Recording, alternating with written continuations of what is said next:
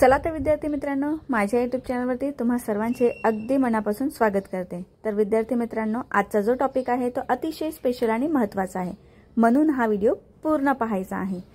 तर चला सुरुवात करूया। आपण कॉमन इंग्लिश मिस्टेक्स म्हणजे आपल्या ज्या चुका होतात इंग्लिश बोलताना त्या कोणकोणत्या चुका आहेत ते आपण या व्हिडिओमधून पाहणार आहोत। तर चला सुरू करूया। तर पहिला सेंटेन्स आहे शी डू हर होमवर्क डेली। तर बघा या ठिकाणी डू न वापरता शी डज हर होमवर्क डेली, कारण शी हे तृतीय पुरुषी सर्वनाम आहे। मराठीमध्ये ती रोज आपले गृहपाठ करते, हिंदीमध्ये वह रोज अपना होमवर्क करती है। ही डोंट लाइक टी असं न म्हणता करेक्ट सेंटेन्स आहे ही डझंट लाइक टी। मराठीमध्ये त्याला चहा आवडत नाही, हिंदीमध्ये उसे चाय पसंद नहीं है। पुढचा sentence I am agree with you असं न म्हणता आय अग्री विथ यू, कारण हा साधा काळ आहे आणि साध्या काळामध्ये एम इज आर चा वापर केला जात नाही। मराठीमध्ये मी तुझ्याशी सहमत आहे, हिंदी में मैं तुमसे सहमत हूँ।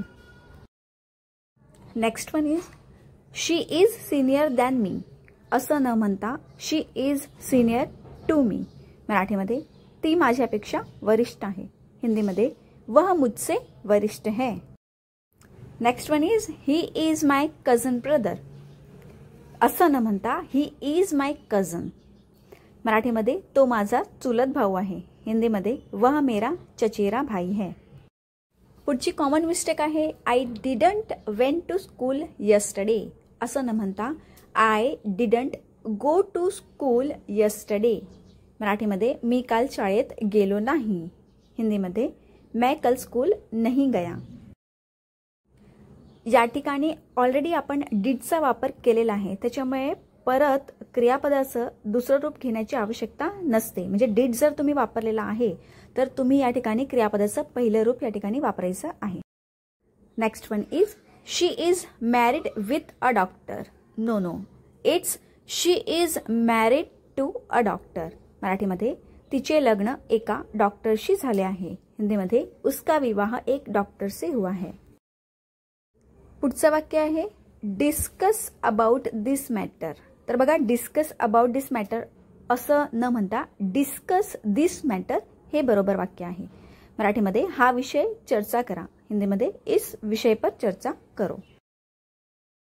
तर कधी कधी आपण म्हणतो he is living here since 2 years असं न म्हणता हे चुकीचं वाक्य आहे। He has been living here for 2 years हे बरोबर वाक्य आहे। मराठीमध्ये तो 2 वर्षापासून इथे राहत आहे, हिंदीमध्ये वह 2 साल से यहाँ रह रहा है।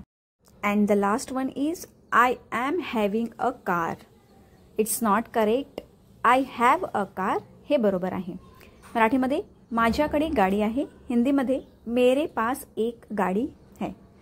तर विद्यार्थी मित्रांनो, अशा छोट्या छोट्या चुका आपण इंग्लिश सेंटेन्स बोलताना करत असतो। तर आशा करते की हा व्हिडिओ तुम्हाला आवडला असेल तर लाईक, शेअर आणि सबस्क्राईब करायला विसरू नका। Thanks for watching. तर भेटूया पुढच्या व्हिडिओमध्ये, धन्यवाद।